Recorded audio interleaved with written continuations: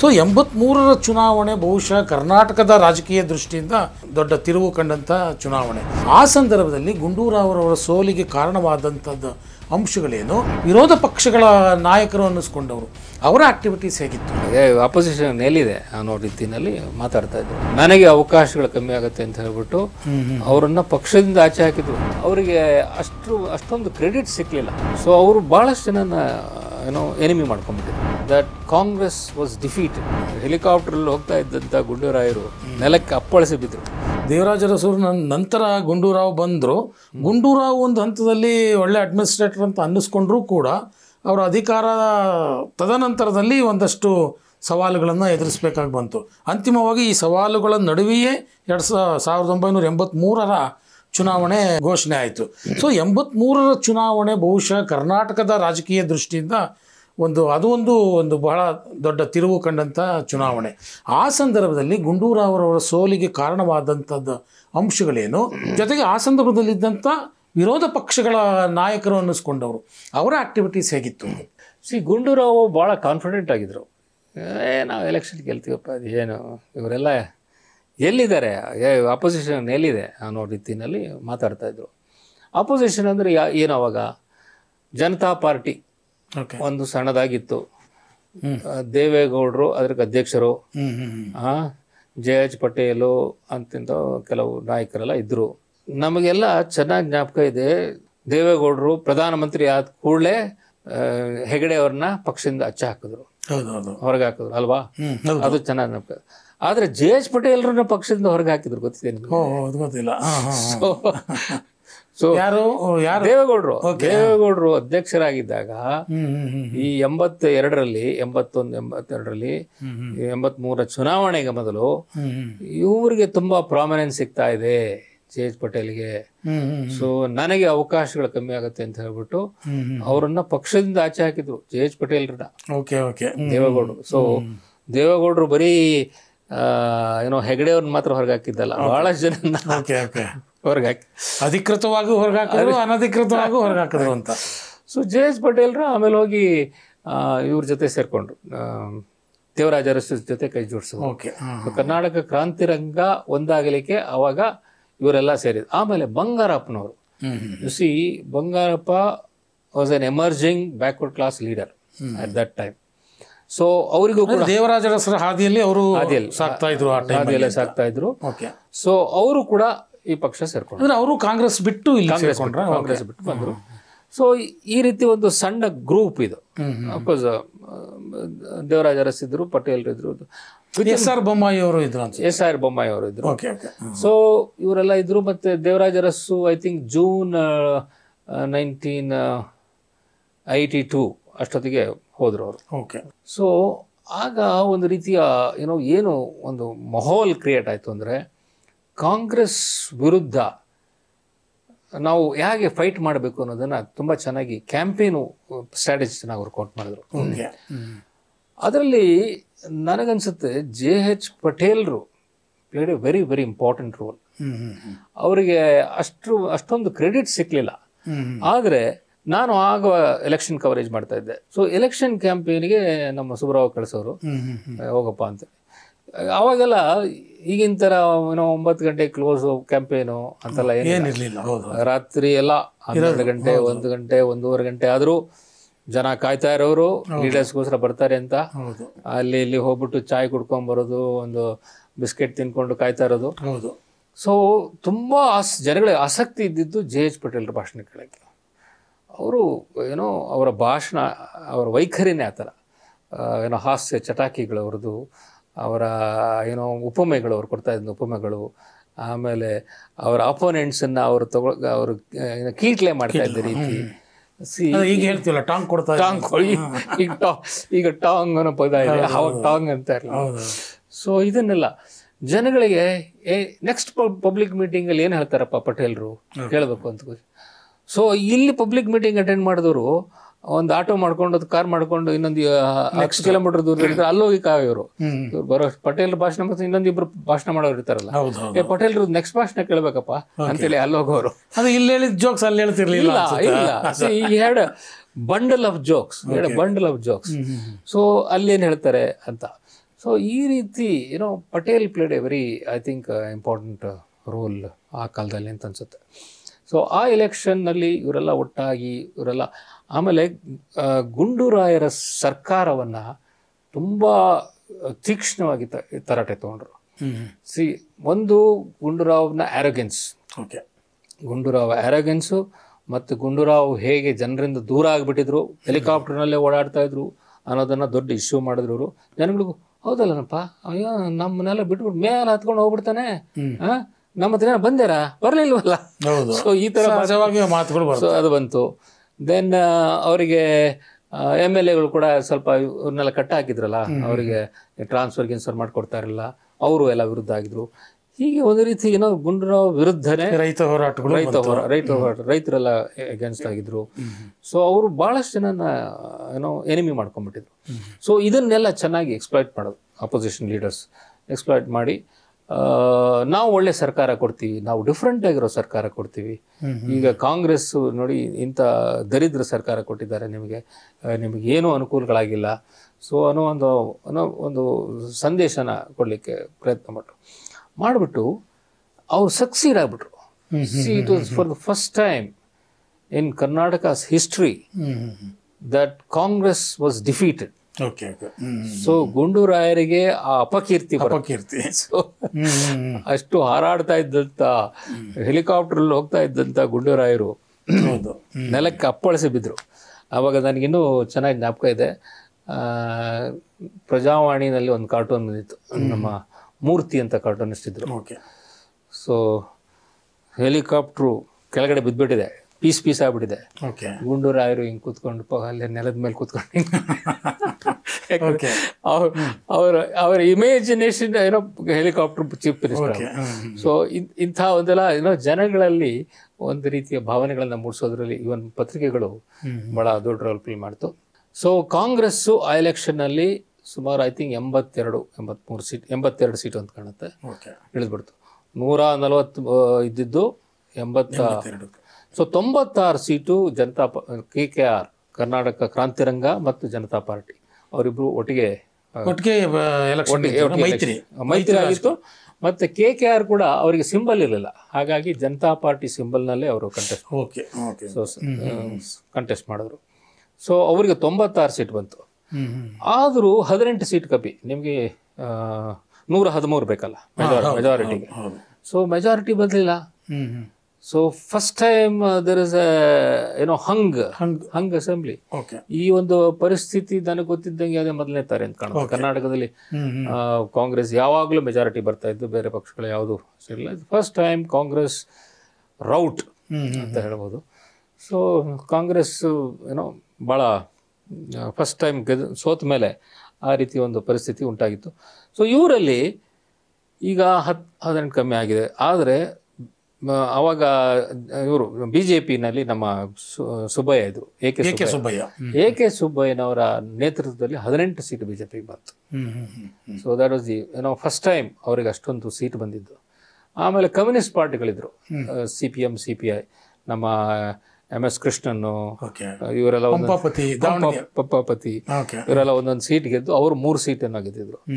So ಹೀಗಾಗಿ ಅವ್ರು ಏನು ಡಿಸೈಡ್ ಮಾಡಿದ್ರು, ಕಾಂಗ್ರೆಸ್ ನಾವು ದೂರ ಇಡಬೇಕು ಅಧಿಕಾರದಿಂದ, ನಮಗೆ ಈಗ ಒಂದು ಅವಕಾಶ ಸಿಕ್ಕಿದೆ, ಇವರು ಸರ್ಕಾರ ಮಾಡಲಿ, ಕರ್ನಾಟಕ ಕ್ರಾಂತಿರಂಗ ಮತ್ತು BJP ನಾವು ಸಪೋರ್ಟ್ ಮಾಡ್ತೀವಿ. ಆದರೆ ಕಮ್ಯುನಿಸ್ಟ್ರು ಮತ್ತು BJP ಒಂದಾಗೋದು ಹೆಂಗೆ? ಸೊ ಅವ್ರೇನು ಹೇಳಿದ್ರು, ನಾವು ಸರ್ಕಾರ ಸೇರೋದಿಲ್ಲ, ನಾವು ಹೊರಗಡೆಯಿಂದ ಸಪೋರ್ಟ್ ಕೊಡ್ತೀವಿ. ಯಾರು ಕಮ್ಯುನಿಸ್ಟ್ ಹೇಳಿದ್ರು, BJP ಅವ್ರು ಹೇಳಿದ್ರು ನಾವು ಸರ್ಕಾರ ಸೇರುತ್ತಾ ಇರಲಿಲ್ಲ, ಬಾಹ್ಯ ಬೆಂಬಲ ಕೊಡ್ತೀವಿ ಅಂತೇಳಿ ಅವರು ಹೇಳಿದ್ರು. ಸೊ ಇದೆಲ್ಲ ರೆಡಿ ಆಯಿತು. ಆದರೆ ಮುಖ್ಯಮಂತ್ರಿ ಯಾರು ಅನ್ನೋದೇ. ಸೊ ಎಲೆಕ್ಷನ್ ಗೆದ್ಬಿಟ್ಟಿದ್ದಾರೆ, ಈಗ ಮದುವೆ ಗಂಡಿಗೆ ಹುಡುಕಾಟ, ಯಾರಾಗಬೇಕು ಏನು, ಎಲ್ಲರೂ ಬಾಸಿಂಗ ತಟ್ಕೊಂಡು ರೆಡಿ ಆಗಿಬಿಟ್ಟಿದ್ದಾರೆ, ಎಲ್ಲ ಮದುವೆ ಮಟ್ಟಕ್ಕೆ ಬಂದ್ಬಿಟ್ಟಿದ್ದಾರೆ, ಮದುವೆ ಆಗೋರು ಯಾರು ಅಂತ ಗೊತ್ತಾಗ್ತಿಲ್ಲ. ಸೊ ಎಲ್ಲ ಓಡಾಡ್ತಾ ಇದ್ದಾರೆ, ಹಸೆ ಮಣ್ಣು ಮೇಲೆ ಕೂತ್ಕೋಬೇಕು, ಆದರೆ ಅಲ್ಲೇ ಕಿತ್ತಾಟಗಳಾಗ್ತಾ ಇದೆ. ಸೊ ದೇವೇಗೌಡರು ಒಂದು ಕಡೆ, ಬೊಮ್ಮಾಯಿಯವರು ಒಂದು ಕಡೆ, ಬಂಗಾರಪ್ಪ ಒಂದು ಕಡೆ, ನಾವು ಯಾಕೆ ಆಗಬಾರದು? ಜೆ ಎಚ್ ಪಟೇಲ್ರು ಅಷ್ಟೊಂದು ಇರಲಿಲ್ಲ, ಮುಖ್ಯಮಂತ್ರಿ ರೇಸಲ್ಲಿ ಇರಲಿಲ್ಲ. In the sense also he was a very different man. Though he had a very important role in the party doing well, ಅವರು ಇವ್ರನ್ನೆಲ್ಲ ಸಮಾಧಾನ ಮಾಡೋದ್ರಲ್ಲೇ ಹೆಚ್ಚು. he had a vision of his own. So ನಾವೆಲ್ಲ finally ಅಧಿಕಾರಕ್ಕೆ ಇಷ್ಟು ಹತ್ರ ಬಂದಿದೆ, ಈಗ ಕಿತ್ತಾಡ್ಬಿಟ್ಟು ನಾವು ತಿರ್ಗಾ ಇದನ್ನೆಲ್ಲ ಕಳ್ಕೊಂಡ್ರೆ ಹೀಗೆ. ನಾವೆಲ್ಲ ಒಂದಾಗಬೇಕು, ನಾವು ಒಂದು ಅಂಡರ್ಸ್ಟ್ಯಾಂಡಿಂಗ್ ಬರಬೇಕು ಅನ್ನೋ ಒಂದು ಇದರಲ್ಲಿ ಇದ್ರು ಅವರು. ಸೊ ಪಟೇಲ್ರಿಗೆ ಬೊಮ್ಮಾಯಿಗೆ ತಾನಾಗಬೇಕು ಅಂತೇಳಿ, ದೇವೇಗೌಡರಿಗೆ ತಾವಾಗಬೇಕು ಅಂತ ಹೇಳಿ, ಆಮೇಲೆ ಬಂಗಾರಪ್ಪನವರು ದೇವರಾಜ ಅರಸು ಅಂತ ಅವ್ರ ಮುಖ್ಯಮಂತ್ರಿ ಆದ್ಮೇಲೆ ನಾನೇ ಯಾಕೆ ಆಗಬಾರ್ದು, ಒಂದು ಮೈನಾರಿಟಿ ಕಮ್ಯುನಿಟಿ ಬಂದವರಾಗಿದ್ದಾರೆ, ನಾನಾಗ್ಬಾರ್ದು. ಸೊ ಹೀಗೆ ಕೆಲವು ದಿವಸ ಎಲ್ಲ ನಡೀತು. ಸೊ ಇದೆಲ್ಲ ನಡೀತಾ ಇರ್ಬೇಕಾದ್ರೆ ರಿಸಲ್ಟ್ ಬಂತು, 83 ಎಲೆಕ್ಷನ್ ರಿಸಲ್ಟ್ ಬಂದಿದೆ. ಇವ್ರಿಗೆ 96 ಸೀಟು, ಅವ್ರಿಗೆ 82 ಸೀಟು, ಮತ್ತೆ ಬಿಜೆಪಿಗೆ 18. ಸೊ ಇದು ಪರಿಸ್ಥಿತಿನಲ್ಲಿ ಸೊ ಏನು ಹೇಗೆ ಮಾಡಬೇಕು? ಸೆಂಟ್ರಲ್ ಲೀಡರ್ಶಿಪ್ ಆವಾಗ ಜನತಾ ಪಾರ್ಟಿ, ಚಂದ್ರಶೇಖರ್ ಇದ್ರು, ಚಂದ್ರಶೇಖರು, ಮಧು ದಂಡವತೆ, ಇವರೆಲ್ಲ ಅಲ್ಲಿ ಆವಾಗ ತಾನೇ ಪ್ರಾಮುಖ್ಯತೆಗೆ ಬರ್ತಾ ಇದ್ದಂಥ ಕರ್ನಾಟಕದ ಒಬ್ಬರು ಲೀಡರ್ ಇದ್ರು, ಅವರು ರಾಮಕೃಷ್ಣ ಹೆಗಡೆ ಅಂತ ಹೇಳಿ. ಸೊ ಭಾಳಷ್ಟು ಜನಕ್ಕೆ ಅವ್ರು ಗೊತ್ತಿರಲಿಲ್ಲ ಯಾರು ಅಂತ ಹೇಳಿ, ಯಾಕಂದರೆ ಅವರು ಭಾಳ ಪಾರ್ಟಿ ವರ್ಕ್ ಮಾಡಿಕೊಂಡು ಇದ್ರು. ಜನರಲ್ ಸೆಕ್ರೆಟರಿ ಆಗಿದ್ರು ಆ ಕಾಲದಲ್ಲೇ ಡೆಲ್ಲಿನಲ್ಲಿ ಇದ್ದು. ಸೊ ಕರ್ನಾಟಕದಿಂದ ಡೆಲ್ಲಿ ಸೇರಿಬಿಟ್ಟಿದ್ರು, ಆಗಲೇ ಸೇರಿ ಒಂದು ಫ್ಯೂ ಇಯರ್ಸ್ ಆಗಿತ್ತು. ಜನರಲ್ ಸೆಕ್ರೆಟರಿ ಆಗಿ ಇಡೀ ದೇಶ ಓಡಾಡಿಕೊಂಡು ರಾಷ್ಟ್ರ ರಾಜಕಾರಣವನ್ನ ತುಂಬಾ ಹತ್ತಿರದಿಂದ ನೋಡಿ. ಅಂದ್ರೆ ಅವರು ನಿಜಲಿಂಗಪ್ಪನವರ ಕಾಲದಲ್ಲಿ ಇಲ್ಲಿ ಮಂತ್ರಿ ಆಗಿದ್ದವರು, ಆ ನಂತರದಲ್ಲಿ ಅವರು ಡೆಲ್ಲಿ ಸೇರ್ಬಿಟ್ಟು. ಹೌದು, ನಿಜಲಿಂಗಪ್ಪನ ಕಾಲದಲ್ಲಿ ಅವರು ಮತ್ತೆ ವೀರೇಂದ್ರ ಪಾಟೀಲ್ ಅವರಿಬ್ರು ಏನೋ ಲವಕುಶ ಅಂತ ಕರೀತಾ ಇದ್ರು. ಸೊ ಆಮೇಲೆ ಇದೆಲ್ಲ ಬೇರೆ ಆಗಿ ಇದನ್ನ ಜನತಾ ಪಾರ್ಟಿ ಉದಯ ಆದ್ಮೇಲೆ ಅವರು ಡೆಲ್ಲಿಗೆ ಹೋಗಿ ಅಲ್ಲಿ ಜನರಲ್ ಸೆಕ್ರೆಟರಿ ಆಗಿದ್ದು. ಸೊ ಇಲ್ಲಿ ಕರ್ನಾಟಕದಲ್ಲಿ ಕಿತ್ತಾಟಗಳಾಗ್ತಾ ಇರೋದು ನೋಡ್ಬಿಟ್ಟು ಚಂದ್ರಶೇಖರ್ ಅವರೆಲ್ಲ, ಹೆಗಡೆ ಜಿ आप जाइए, आप मुख्यमंत्री बनिए. नेने मैं कैसा जा सकता हूँ, ನಾನು ಎಲೆಕ್ಷನ್ ಕೂಡ ಕಂಟೆಸ್ಟ್ ಮಾಡಿಲ್ಲ, ಹೇಗೆ ನಾನು ಇಲ್ಲ, ನಾವು ಇದ್ದೀವಲ್ಲ ಹೈಕಮಾಂಡ್, ನಾವು ಹೇಳ್ದಂಗೆ ಕೇಳಬೇಕು ಅವರು, ನೀವು ಹೋಗಿ ನಾವು ಇಲ್ಲಿ ಅನೌನ್ಸ್ ಮಾಡ್ತೀವಿ, ನೀವು ಬಿಕಮ್ ಚೀಫ್ ಮಿನಿಸ್ಟರ್ ಅಂತ ಹೇಳಿ ಅವ್ನು ಕಳ್ಸೋದು. ಸೊ ರಾಮಕೃಷ್ಣ ಹೆಗಡೆ ಅವರು ಇಲ್ಲಿ ಬಂದ್ಮೇಲೆ ಒಂದು ರೀತಿಯ ತಳಮಳ ಶುರು ಆಯ್ತು. ಬಟ್ ಇನ್ನು ರಾಮಕೃಷ್ಣ ಅವ್ರು ಬೆಂಗಳೂರಿಗೆ ಬಂದಾಗ ಅನೌನ್ಸ್ ಆಗೋಗಿತ್ತ? ಅನೌನ್ಸ್ ಆಗಿರಲಿಲ್ಲ. ಬಟ್ ವೀಕ್ಷಕರಾಗಿ ಬಂದು ಎಲ್ಲ ಅವರೇ ಆಗ್ತಾರೆ ಅನ್ನೋ ಒಂದು ರೂಮರ್ಸು ಎಲ್ಲ ಇತ್ತು. ಸೊ ಅವರೇ ಒಂಥರ ಚಾರ್ಜ್ ತಗೊಳ್ತಾರೆ ಅನ್ನೋ ಇದು ಬಂದಿತ್ತು. ಅಂಡ್ ಇಲ್ಲಿ ಇವರು ಒಬ್ರನ್ನೊಬ್ರು ಒಪ್ಕೊಳ್ಳಿಕ್ತಾ ಇರಲಿಲ್ಲ, ಈ ಒಂದು ಪರಿಸ್ಥಿತಿ ಇದ್ದಿದ್ರಿಂದ ಅಷ್ಟರಲ್ಲಿ J H Patel played a very crucial role in convincing both Deve Gowda and Bommai. ನೋಡಿ, ನಾವು ಹೀಗೆ ಕಿತ್ತಾಡ್ತಾ ಇದ್ರೆ ನಮ್ಮ ಕೈಗೆ ಬಂದಿರೋ ಅಧಿಕಾರ ಸಿಕ್ಕೋದಿಲ್ಲ, ಈಗ ನಾವು ಕಳ್ಕೊತೀವಿ. ಸೊ ನೀವಿಬ್ರು ರಾಮಕೃಷ್ಣ ಹೆಗಡೆ ಅವ್ರನ್ನ ಒಪ್ಕೊಳ್ಳಿ, ಅವರು ಸೀನಿಯರ್ ಇದ್ದಾರೆ, ಹಿಂದೆಲ್ಲ ಮಂತ್ರಿ ಆಗಿದ್ದವರು. ಸೊ ಅವ್ರನ್ನ ಒಪ್ಕೊಳ್ಳಿ, ಅವ್ರನ್ನ ಮಾಡೋಣ, ಅವ್ರನ್ನ ಹೇಗೋ ಆಯ್ತು ನೋಡೋಣ, ನಮಗೆ ನೆಕ್ಸ್ಟ್ ಚಾನ್ಸ್ ಸಿಗುತ್ತೆ ಅಂತ. ಬಂಗಾರಪ್ಪ ಮಾತ್ರ ಒಪ್ಕೊಳ್ತಾ ಇರಲಿಲ್ಲ. ಇವತ್ತು 96 ಸೀಟ್ ಬಂದಿರಬೇಕಾದ್ರೆ ನನ್ನದು ಕಾಂಟ್ರಿಬ್ಯೂಷನ್ ಇದೆ, ನಾನು ಮುಖ್ಯಮಂತ್ರಿ ಆಗಬೇಕು. ಸೊ ಹೆಗಡೆ ಅವರು, ನಾವೆಲ್ಲ ಅವ್ರ ಹಿಂದೆ ಹೋಗಿದ್ವಿ, ಅವ್ರ ಮನೆಗೆ ಹೋಗ್ತಾರೆ, ಬಂಗಾರಪ್ಪನವ್ರ ಮನೆಗೆ ಹೋಗಿ ಅವ್ರನ್ನ ಕನ್ವಿನ್ಸ್ ಮಾಡೋಕ್ಕೆ, ಬನ್ನಿ ನಿಮಗೆ ಒಳ್ಳೆ ಪೋರ್ಟ್ಫೋಲಿಯೋ ಕೊಡ್ತೀವಿ, ನಿಮಗೆ ಒಳ್ಳೆ ಸ್ಥಾನಮಾನ ಕೊಡ್ತೀವಿ ಅಂದರೆ, ಬೇಡ ನನಗೆ ಅದೆಲ್ಲ ಬೇಕಾಗಿಲ್ಲ, ನೀವು ಹೋಗಿ. ಸೊ ಒಂದು ಅರ್ಧ ಮುಕ್ಕಾಲು ಗಂಟೆ ಅಲ್ಲಿದ್ದರೂ ಅವ್ರನ್ನ ಕನ್ವಿನ್ಸ್ ಮಾಡೋಕ್ಕಾಗಲ್ಲ, ವಾಪಸ್ ಬರ್ತಾರೆ. ಸೊ ಫೈನಲಿ ಬಂಗಾರಪ್ಪ ಕ್ಯಾಬಿನೆಟ್ ಸೇರಲಿಲ್ಲ. ಸೊ ಇವರೆಲ್ಲ ಸೇರಿದ್ರು. And it was the first... But still he supported the government. He was there. Okay. ಸೇರಲಿಲ್ಲ, ನಾನು ಸೇರೋದಿಲ್ಲ, ನಾನು ಆದರೆ ಮುಖ್ಯಮಂತ್ರಿ ಆಗಬೇಕು, ಇಲ್ಲದೇ ಇದ್ರೆ ಇಲ್ಲ, ನನಗೆ ಯಾವುದು ಸ್ಥಾನ ಬೇಡ ಅಂತ ಹೇಳಿ. ಸೊ ಆವಾಗ ಹೆಗಡೆ ಅವರು ಮುಖ್ಯಮಂತ್ರಿ ಆದರು. So it was the first non Congress government. ಜನಗಳಿಗೂ ಕೂಡ ಒಂದು ರೀತಿ ಕುತೂಹಲ ಇತ್ತು, ಹೇಗಿರುತ್ತೆ, ಏನು ಇವ್ರು ಹೆಂಗೆ ಡಿಫ್ರೆಂಟ್ ಆಗಿರ್ತಾರೆ ಕಾಂಗ್ರೆಸ್ಗಿಂತ ಅಂತ. ಸೊ ಅದ್ರ ಬಗ್ಗೆ ಅಂದರೆ ರಾಮಕೃಷ್ಣ ಹೆಗಡೆ ಅವರನ್ನು ಇವರೆಲ್ಲ ಅಷ್ಟು ಸುಲಭದಲ್ಲಿ ಒಪ್ಕೊಂಡ್ಬಿಟ್ರ ಅಂತ ಆ ಸಂದರ್ಭದಲ್ಲಿ. ಯಾಕೆಂದರೆ ರಾಮಕೃಷ್ಣ ಹೆಗಡೆ ಅವರು ಪಿಕ್ಚರ್ನಲ್ಲೇ ಇರಲಿಲ್ಲ ಅವಾಗ. ಹೋರಾಟ ಮಾಡಿದವರೆಲ್ಲ ಇವರೇ, S R Bommai, J H Patel, ದೇವೇಗೌಡರು ಮತ್ತು ಬಂಗಾರಪ್ಪನವರು. ಸೊ ಅದೊಂದು ಸನ್ನಿವೇಶನವನ್ನು ಅವ್ರು ಹೇಗೆ ಅರಗಿಸ್ಕೊಂಡ್ರು ಹಾಗಾದರೆ ಅಂತ ಅವ್ರಿಗೆ ಹೈಕಮಾಂಡಿಂದ ಬಂತು. ಓಕೆ, ನೀವು ನೋಡಿ ಹೀಗೆ ಕಂಟಿನ್ಯೂ ಆದರೆ ನಮ್ಮಿಂದನೇ ಕೆಲವರೆಲ್ಲ ಬಿಟ್ಟು ಹೋಗ್ಬೋದು, ಕಾಂಗ್ರೆಸ್ನವ್ರು ಹೇಳ್ಕೊಳ್ಬೋದು, ಆವಾಗ ನಮಗೆ ಕೈಗೆ ಬಂದಿರೋದು ಬಾಯಿಗೆ ಬೆಸಗಿದ್ದಂಗೆ ಆಗುತ್ತೆ. ಅಫ್ಕೋರ್ಸ್ ಈಗಿನ ಇರೋಷ್ಟು ಹಪಾಹಪಿ ಇರಲಿಲ್ಲ MLA-ಗಳಲ್ಲಿ. ಈಗ ನೋಡಿ ಎಲ್ಲ MLA-ಗಳು ರೆಡಿ ಇರ್ತಾರೆ, ಇಷ್ಟು ಕೋಟಿ ಕೊಟ್ಟರೆ ಈ ಕಡೆ, ಅಷ್ಟು ಕೋಟಿ ಕೊಟ್ಟರೆ ಆ ಕಡೆ, ಆ ಪರಿಸ್ಥಿತಿ ಆಗಿರಲಿಲ್ಲ. ಸೊ ಇನ್ನೂ ಒಂದಷ್ಟು ರಾಜಕೀಯದಲ್ಲಿ ಒಂದಷ್ಟು ಪ್ರಿನ್ಸಿಪಲ್ಸು, ಒಂದಷ್ಟು ಜನಾಭಿಪ್ರಾಯಕ್ಕೆ ಮನ್ನಣೆ, ಜನಾಭಿಪ್ರಾಯಕ್ಕೆ ಹೆದರ್ಕೊಳ್ಳುವಂಥ ಸ್ಥಿತಿ, MLA-ಗಳು ಜನ ಏನಂತಾರಪ್ಪ ಅನ್ನೋ ಒಂದು ಯೋಚನೆ ಮಾಡುವಂಥ ಪರಿಸ್ಥಿತಿ ಎಲ್ಲ ಇತ್ತು. ಸೊ ಹಾಗಾಗಿ ಅಷ್ಟರ ಮಟ್ಟಿಗೆಲ್ಲ ಹೋಗಿರಲಿಲ್ಲ. ಸೊ ಹೈಕಮಾಂಡ್ಗೂ ಒಂದು ಬೆಲೆ ಇತ್ತು.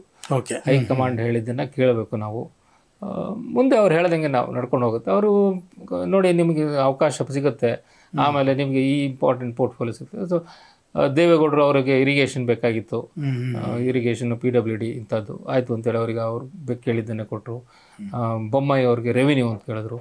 ಸೊ ಆ ರೀತಿ ಒಂದು ರೀತಿ ಕಾಂಪ್ರಮೈಸ್ ಮಾಡಿ ಅವರೆಲ್ಲ ಅಂದರು. ಆ್ಯಂಡ್ ಹೆಗಡೆ ಅವರು ಮುಖ್ಯಮಂತ್ರಿ ಆದರು. ಅಂದರೆ ಹೆಗಡೆ ಅವರು ಮುಖ್ಯಮಂತ್ರಿ ಆಗೋವರೆಗೆ ಒಂದು ಭಾಗ, ಹೆಗಡೆ ಅವರು ಮುಖ್ಯಮಂತ್ರಿ ಆದ ನಂತರದಲ್ಲಿ ಕರ್ನಾಟಕದ ರಾಜಕೀಯ ಬೇರೆ ಬೇರೆ ಬೇರೆ ಬೇರೆ ಕಲರ್ಗಳನ್ನ ಕಾಣ್ತು. ಬೇರೆ ಬೇರೆ ಬೇರೆ ಸನ್ನಿವೇಶಗಳು, ಅವರಲ್ಲೇ ಕಿತ್ತಾಟಗಳು, ಅವರಲ್ಲೇ ಬಂಡಾಯ, ಭಿನ್ನಮತ, ಪಕ್ಷ ಹೊಡೆಯೋದು, ಇದು ಕಾಮನ್ ಅಂತ ಅನ್ನಿಸ್ಬಿಡ್ತು. ಇದನ್ನು ಸ್ವಾರ್ಥ ಅಂತ ಅನ್ನಿಸುವಂಥ ಪರಿಸ್ಥಿತಿ ಹೊರಟೋಗ್ಬಿಡ್ತು. ಬಹುಶಃ ಇನ್ನು ನಾವು ಮುಂದಿನ ಸಂಚಿಕೆಗಳಲ್ಲಿ ಹೆಗಡೆಯ ನಂತರದಲ್ಲಿ, ರಾಮಕೃಷ್ಣ ಹೆಗಡೆಯವರ ನಂತರದಲ್ಲಿ ನಮ್ಮ ಮುಖ್ಯವಾಗಿ ಕರ್ನಾಟಕದ ರಾಜಕೀಯ ಯಾವ ರೀತಿ ಬೆಳವಣಿಗೆಗಳನ್ನು ಕಾಣ್ತು, ಯಾವ ರೀತಿ ಸ್ವಾರ್ಥ ಅಥವಾ ನಿಸ್ವಾರ್ಥ, ತಂತ್ರ, ಪ್ರತಿತಂತ್ರ, ಇವೆಲ್ಲವುಗಳನ್ನು ನಾವು ಮುಂದಿನ ಸಂಚಿಕೆಯಲ್ಲಿ ಮಾತಾಡ್ಬೋದು ಅನಿಸುತ್ತೆ. ಅದೊಂದು ರೀತಿಯ ಇರೋದೊಂದು ಡಿವಿಷನ್ ಆಗುತ್ತೆ. ಅಲ್ಲಿವರೆಗೂ ಒಂದು ರೀತಿಯ ರಾಜಕೀಯ, ಅದರ ನಂತರದ ಒಂದು ಬೇರೆ ರೀತಿಯ ರಾಜಕೀಯ. ಯಾಕಂದರೆ ಫಸ್ಟ್ ಟೈಮ್ ನಾನ್ ಕಾಂಗ್ರೆಸ್ ಸರ್ಕಾರ ಬಂದಿದ್ದು, ಅಲ್ಲಿಂದ ಕಾಂಗ್ರೆಸ್ಸೇತರ ಪಕ್ಷಗಳಿಗೂ ಒಂದು ಅವಕಾಶ ಸಿಕ್ಕಿತ್ತು. ಅದಕ್ಕೆ ಮುಂದಿಂದ ಬಂದದ್ದು. ಸೊ ಆಮೇಲೆ BJP ಕೂಡ ಎಮರ್ಜ್ ಆಗಿದ್ದು. ಸೊ ಒಂದು ರೀತಿ ಫೇಸ್. ಅಲ್ಲಿಂದ ಮುಂದಕ್ಕೆ ಐ ಥಿಂಕ್ ಮೊಟ್ಟ ಮೊದಲ ಕಾಂಗ್ರೆಸ್ಸೇತರ ಸರ್ಕಾರದಿಂದ ಮೊಟ್ಟ ಮೊದಲ BJP ಸರ್ಕಾರದವರೆಗೆ ನಾವು ಮುಂದಿನ ಸಂಚಿಕೆಯಲ್ಲಿ ಮಾತಾಡಬಹುದು ಅಂತ ಅನಿಸುತ್ತೆ. ನಿಮ್ಮ ಇಷ್ಟೊಂದು ಸುದೀರ್ಘವಾದಂಥ ಮಾತುಕತೆಯಲ್ಲಿ ಸಾಕಷ್ಟು ವಿಚಾರಗಳನ್ನು, on the record, of the record ವಿಚಾರಗಳನ್ನು, ಕೆಲವು ಕಲರ್ಫುಲ್ ಸನ್ನಿವೇಶಗಳನ್ನು ಅಷ್ಟೇ ಕಲರ್ಫುಲ್ಲಾಗಿ ಕೂಡ ನಮ್ಮ ವೀಕ್ಷಕರ ಮುಂದೆ ಇಟ್ಟಿದ್ದೀರಿ. ನಿಮ್ಮ ಈ ಸಂಪೂರ್ಣವಾದಂಥ ಈ ಅನುಭವ ಭರಿತವಾದಂಥ ಮಾತುಗಳಿಗೆ ಧನ್ಯವಾದಗಳು ಸರ್. ನಮಸ್ಕಾರ.